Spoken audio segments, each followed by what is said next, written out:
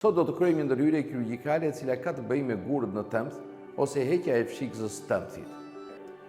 Kolecystektomia ose heqja e tëmthit si pasojë e gurëve që ka në tëmth krijet me dy metoda.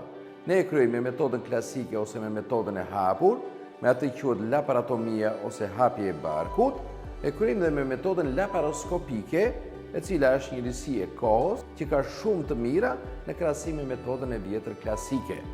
Sigurisht, metoda e vjetër me hapje kryet dhe ka indikacione të veçanta, ndërsa metoda laparoskopike ka shumicën e indikacioneve.